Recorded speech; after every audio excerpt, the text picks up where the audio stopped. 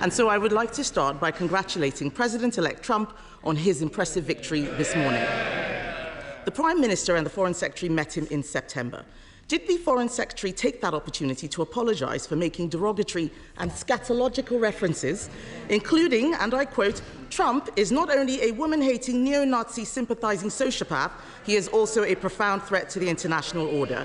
And if he did not apologise, will the Prime Minister do so now on his behalf? Mr. Speaker, there will be many issues on which the Leader of the Opposition and I disagree, but there will be issues that do unite this House on national security and Ukraine, and I do look forward to working closely with her on that, and I will provide her with the information that she needs to discharge her duties. That's the right thing for the country, and it's far more important than party politics. And the Foreign Secretary and I did meet President-elect Trump just a few weeks ago for dinner for about a couple of hours, and we discussed a number of issues of global significance. It was a very constructive exercise. Mr. Speaker, the Prime Minister did not distance himself from the remarks made by the Foreign Secretary, and I'm very sure that President Trump will soon be calling to thank him for sending all of those North London Labour activists to campaign for his opponent. Given that most of his cabinet signed a motion to ban President Trump from addressing Parliament, will the Prime Minister show that he and his government can be more than student politicians by asking the Speaker to extend? Can they show that they can be more than student politicians? Order. Mr. Perkins, I don't need to anymore. Your voice carries, it's like mine, too loud. Thank you, Mr. Speaker. Will the Prime Minister show that he and his government can be more than student politicians by asking you, Mr. Speaker, to extend an invitation to President Trump to address Parliament on his next visit? Mr. Speaker, the Leader of the Opposition is giving a masterclass on student politics. Seriously, Mr. Speaker, we live in probably a more volatile world than we've lived in for many decades. It is absolutely crucial that we have a strong relationship, that strong special relationship forged in difficult circumstances between the US and the UK. We will continue to work, as we have done in the 4 months in government, on issues of security, our economy and global conflict. Mr. Speaker, he does not answer the questions, just read the lines the officials have prepared for him. It doesn't sound like he wants to invite President-elect Trump to Parliament. He needs to look after the special relationship. The US is our single biggest trade partner. Given the risk of increased tariffs on UK exports, which threaten our manufacturing sector, will the Prime Minister commit now to continue the negotiations on our free trade agreement with the US, which the Biden administration cancelled when they came into office? Prime Minister.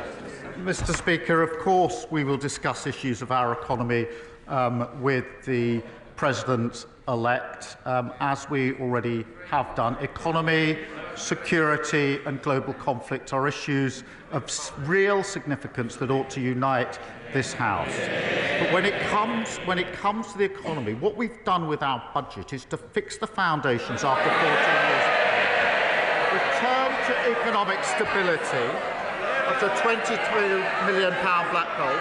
We've protected the pay slips of working people. We've done the single biggest investment in our country for a generation in the NHS, in schools and homes. We've given a pay rise to the 3 million lowest paid. Now, if she's opposed to that investment or the pay rise for working people, she's a straight talker as I understand it, perhaps she should say so.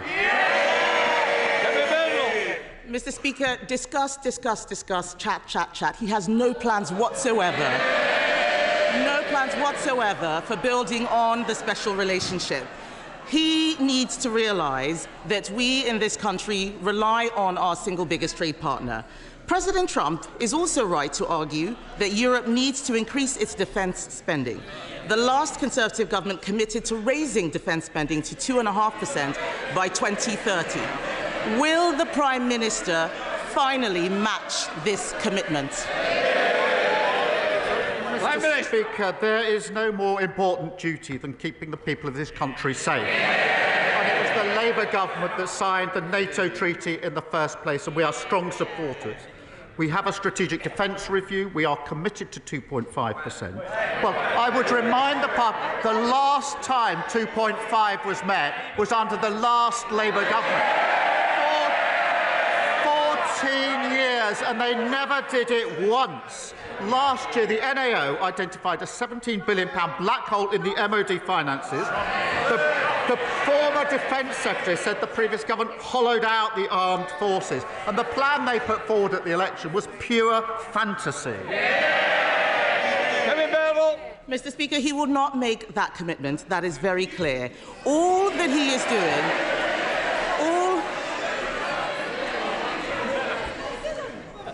I'm going to hear the questions. If the people who don't want to hear it, they can leave now.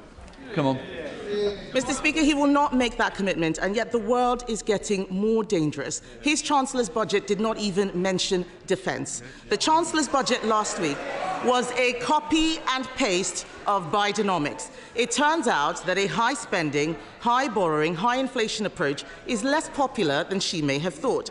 May I suggest he now urge her to change course, or is he determined to be a one-term leader?